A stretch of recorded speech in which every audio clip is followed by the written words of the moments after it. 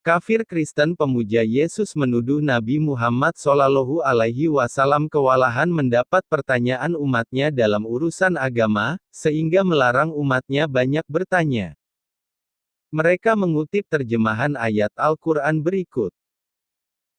Hai orang-orang yang beriman, janganlah kamu menanyakan kepada nabimu hal-hal yang jika diterangkan kepadamu akan menyusahkan kamu, dan jika kamu menanyakan di waktu Al-Quran itu diturunkan, niscaya akan diterangkan kepadamu. Allah memaafkan kamu tentang hal-hal itu.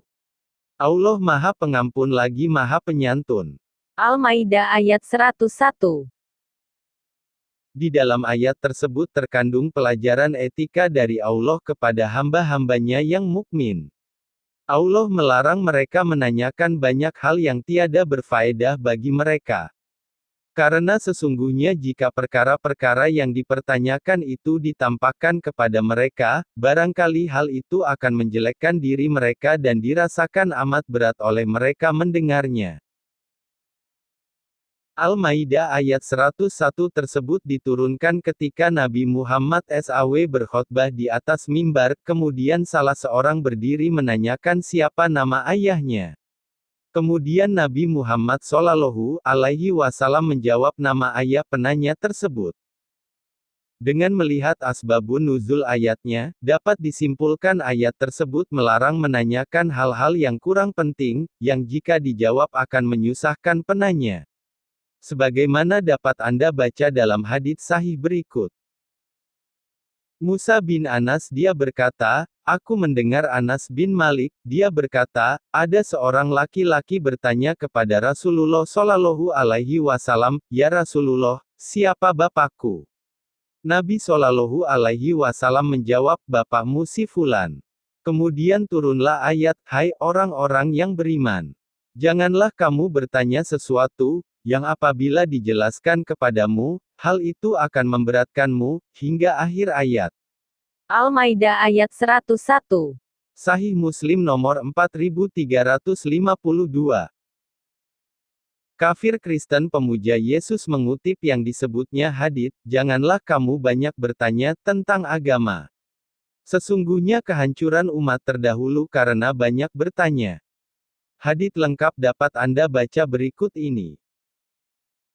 Dalam hadits tersebut Rasulullah Shallallahu Alaihi Wasallam menyampaikan kewajiban menunaikan ibadah haji dalam sebuah khutbah. Kemudian ada seorang lelaki bertanya, apakah setiap tahun ya Rasulullah? Rasulullah Shallallahu Alaihi Wasallam pun bersabda, sekiranya aku menjawab, ya, niscaya akan menjadi kewajiban setiap tahun dan kalian tidak akan sanggup melaksanakannya. Karena itu, biarkanlah apa adanya masalah yang kutinggalkan untuk kalian. Sesungguhnya orang-orang yang sebelum kamu mendapat celaka karena mereka banyak tanya dan suka mendebat para nabi mereka. Karena itu, bila kuperintahkan mengerjakan sesuatu, laksanakanlah sebisa-bisanya, dan apabila aku larang kalian mengerjakan sesuatu, maka hentikanlah segera. Orang-orang yang mendapat celaka karena banyak bertanya dan suka mendebat nabinya adalah umatnya Nabi Musa alaihi salam. Ketika Nabi Musa alaihi salam memerintahkan mereka untuk menyembelih sapi betina, mereka tidak segera melakukannya. Mereka terus-menerus bertanya kepada Nabi Musa alaihi salam tentang hal ihwal sapi tersebut, sehingga mereka kesulitan mendapatkan sapi yang akan disembelihnya, dan hampir-hampir mereka tidak mendapatkan sapi yang disyaratkan. Jadi larangan Nabi Muhammad Shallallahu Alaihi Wasallam untuk tidak banyak bertanya ketika diperintahkan menunaikan suatu kewajiban ibadah, adalah untuk kebaikan umat beliau sendiri. Agar umat Islam tidak berat dalam menunaikan kewajiban agama. Al-Quran yang melarang orang-orang beriman agar tidak menanyakan hal-hal yang menyusahkan diri sendiri jika dijawab dikatakan oleh kafir Kristen pemuja Yesus Nabi Muhammad Shallallahu Alaihi Wasallam kewalahan menjawab pertanyaan. Padahal Yesus sendiri sering tidak menjawab pertanyaan dengan baik, bahkan terkesan ngeles dari pertanyaan.